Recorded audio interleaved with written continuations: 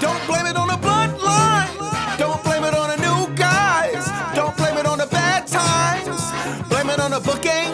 Don't you blame it on the bloodline. Don't blame it on the new guys. Don't blame it on the bad times. Blame it on the booking. All his plans, all his plans, all his plans play on repeat. All his plans, all his plans, all his plans play on repeat. All his plans, all his plans, all his plans play on repeat. All his plans, all his plans, all his plans play on repeat. Oh God, Paul Levesque, how many times are we gonna do this masked man gimmick? Like, come on, it's only been about 1,167,000 times. We've been doing the same crap. We just had the masked man yesterday at the Royal Rumble, and before that, we had the masked man that popped up as Jacob Fatu in Drew McIntyre match. Before that, the masked man showed up on Raw and all of the nonsense before it turned out to be Justin Timber fake. Before that, the masked man was at War Games hiding in the shadows. Before that, the masked man attacked John Cena in the middle of the ring. Before that, the masked man involved was Becky Lynch at Trash in Paris. And that's just within the year. We're not even talking about all the times the masked man was either Solo Sikoa, Jimmy Uso, a random guy here, a random guy there. It's the same play, different jersey. Triple H booking is equivalent to a box of Cheerios. It ain't nothing but a bunch of circles. And quite frankly, I'm getting dizzy. Now it's like we're playing hopscotch or something, because we're right back to square one trying to figure out who the masked man is. Some people think it's Logan Paul playing the long game, and you see the masked man's beard looks similar to Logan's in this pic. Others think it's Finn Balor. He's sending out cryptic tweets, got a mask in his profile picture. Some people even think it's Justin Timber fake again because of the same movements. Some think it's Chris Jericho. Others think it's Seth Rollins. I feel like I've been on GTA 5. Oh, why you say that, Bobby Monsoon? Because we've been playing the same game for years. But it wasn't all bad. You did have LA Nightlight coming down from the heavens after being buried for months, and he actually had a solid spot. The good news is LA Knight did have a spot where he looked strong. Him and Cody Rhodes eliminating Brock Lesnar, and I think that made LA Knight comeback look legit, man. That's what's up. The bad news is the spot happened right in the middle of Jey Uso's entrance. Everybody in the stadium is yeeting, not even paying attention to LA Knight and Cody Rhodes eliminating Brock Lesnar. Like, oh my God, how stupid are these producers back at the creative team? I promise these dudes are dumb as a box of rocks. Man, they got the IQ of a calculator with dead batteries. These guys as sharp as a soccer ball. You gotta be kidding me. Now, thanks to Shinsuke Nakamura, we all knew AJ Styles was gonna retire at the Royal Rumble, so when it happened, nobody was surprised. And when it happened the same exact way John Cena retired, nobody was surprised either. Come on, we're dealing with Mr. Click Copy, Click Paste. But of course, you had things that made absolutely no sense, like WWE just changing the rules whenever. It's like, dog, what are y'all doing? When John Cena was getting choked out, he had 3 times before his arm went down before they called the match off. John Cena's arm went down 2 times. He put it up 3 times and tried to fight back. This time with AJ Styles' arm goes up, goes down 1 time. They call the match off. Like, what are we doing? I'm thinking, okay, AJ Styles retired, cool. He'll probably go to AEW, TNA. We'll get some great matches in 2026 for his last year. But nope, that's not happening either. Triple H already said at the post-show that AJ Styles might go work backstage and join the creative circus, and that he's basically done with in-ring competition. I'm like, oh my God. There you have it. AJ Styles, the phenomenal one, booked as the comical one. This is a joke. 2026 is supposed to be his final year. The AJ Styles retirement tour. A tour is when you go state to state, city to city. AJ Styles' tour lasted 31 days. His tour didn't even make it down the street. This is no way you treat a legend. Every time Gunther retires somebody, you get some BS that happens. With Goldberg, remember he tried to do a speech, then the commercials cut him off at the end. With John Cena, he taps out with a smile on his face.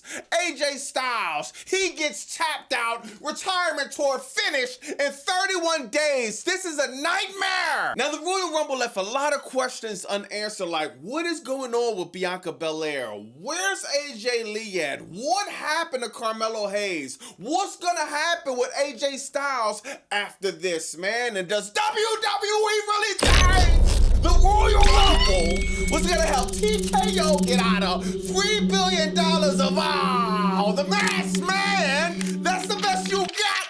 You can put this booking in the trash can. Does WWE really think the Royal Rumble is gonna help TKO get out of $3 billion of all? It ain't gonna help him get out of the $3 billion of debt.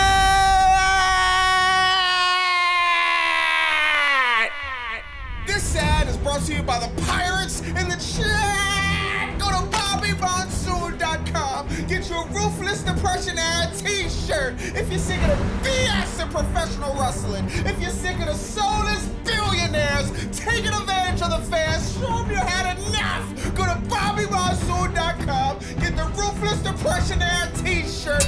Then, now, and never again. Now I'm sorry, y'all, but I'm not finished complaining about the Rumble because this show was the epitome of trash truck juice. First, why do we have somebody like Matt Cardona? We bring him back on the roster, then we treat him like Zack Ryder. Zack Ryder would have gotten the Rumble, they got thrown out in 2 minutes. Matt Cardona gets in the Rumble, gets thrown out in 2 minutes. Not only that, you have him fly all the way to Saudi Arabia to be in a dark match. Just had a dark match here in Saudi Arabia.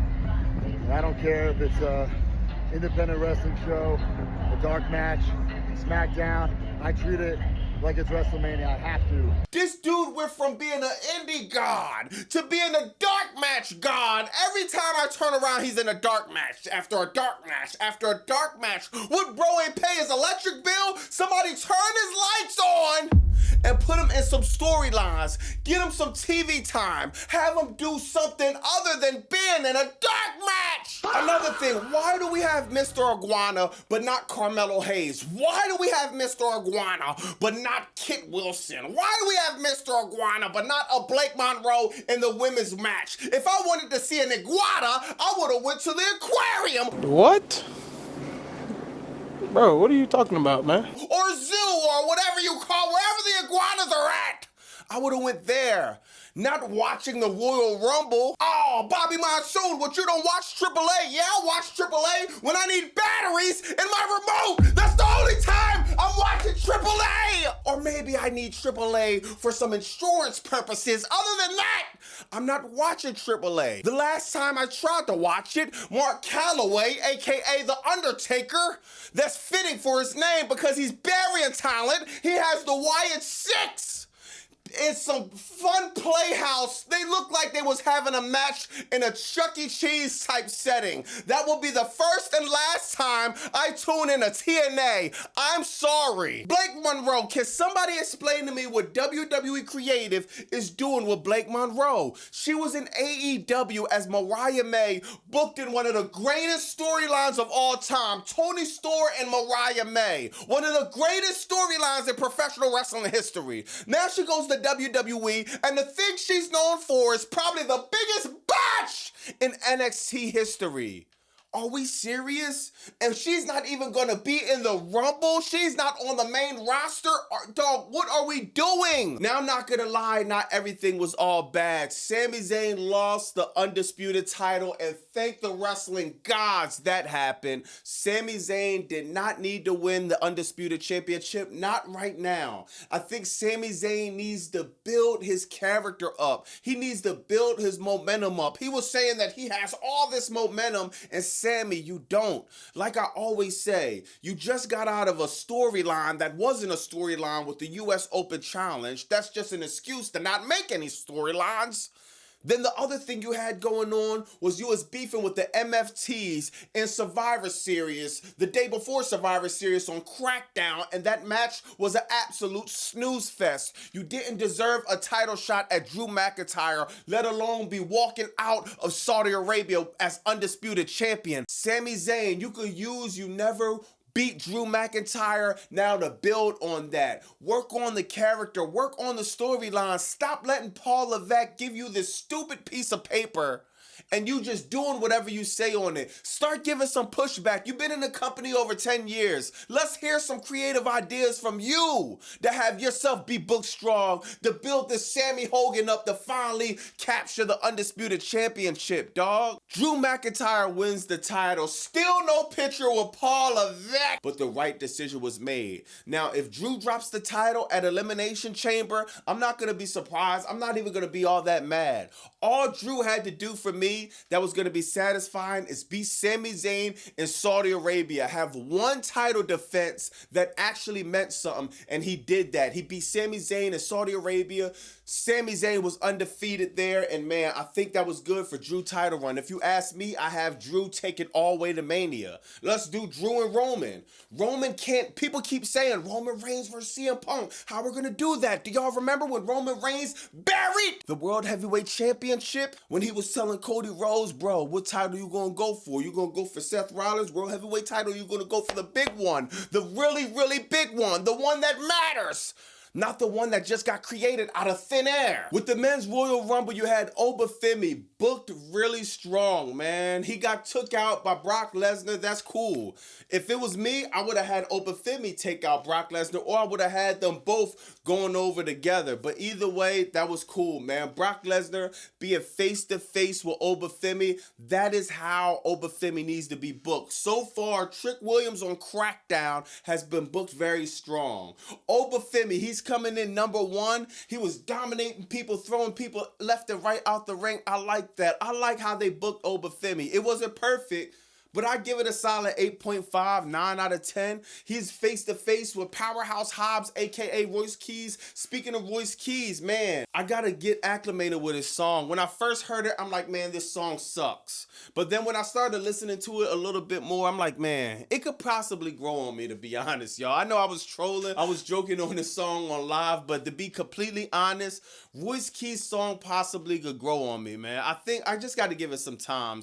You know what I mean? It's hard to put over new music, man. But when you hear Royce Keys, I'm thinking of something eloquent. I'm thinking of something big and grand, but we'll see how that goes. Royce Keys, he still look strong. He didn't look like a jobber or any of that. Oh yeah, I forgot something else that annoyed me, dog. Chad Gable. He had an injury, dog. He's in the gym working hard to get back, dog. And it just kills me that he gets back and you could literally hear a mouse piss on cotton, like I always say, when the original El Grande Americano comes out and they take a Spider-Man meme and they use it to actually book a real event. They take a meme, they use it as real event for WWE booking. This is trash. Ludwig Kaiser will be so much better off being his own self. Ludwig Kaiser. Chad Gable, the same thing. If you're gonna do the El Grande Americano crap, cool, do it. Just have them work double duty like Chad Gable was doing. Liv Morgan winning the Royal Rumble, I'm not mad at that. She came close a bunch of times. She finally wins the Royal Rumble after being back from injury. I'm not mad at that. Liv Morgan at WrestleMania, we're talking about Liv Morgan.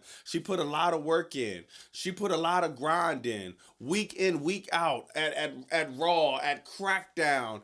Whoever wins the Royal Rumble, you have to have them be a workhorse. Liv Morgan is a workhorse. She's worked hard for that spot. I'm not mad at Liv Morgan winning the Royal Rumble, man. The Royal Rumble was complete trash, man. I'm sorry, dog. The building was trash. The build up the Royal Rumble was trash. The Royal Rumble was actually trash. The post-the Royal Rumble is probably going to be trash. The road to WrestleMania seems like the highway to hell at this point. Let me know in the comments what you think about that. Next, we got Elimination Chamber. Oh yeah, I forgot. For my AEW people, we got Tommaso Ciampa. I told you.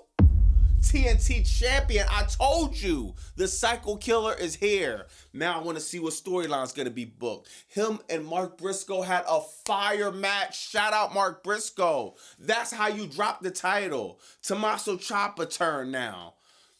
Tony Khan, thank you, dog. And that match alone for me was more entertaining than the whole Royal Rumble. The whole Royal Rumble was just nothing but a snooze fest and a headache combined. Tommaso Ciampa and Mark Briscoe was a masterpiece at professional wrestling. Let me know in the comments what y'all think about that. What do you think about Royce Keys? What do you think about AJ Styles retiring? And he's not even going to be going the AEW or TNA. He's going to join the creative circus. That's great, right? What do you think about Liv Morgan, Roman Reigns winning? Drew McIntyre still the champion. What do you think is going to happen on Raw or Netflix? I'm sure a bunch of nothing. Do you think this Royal Rumble was epic like Paul Levesque said? Let me know in the comments what you think about that. It's Bobby Monsoon. 215, like, comment, subscribe. Bow!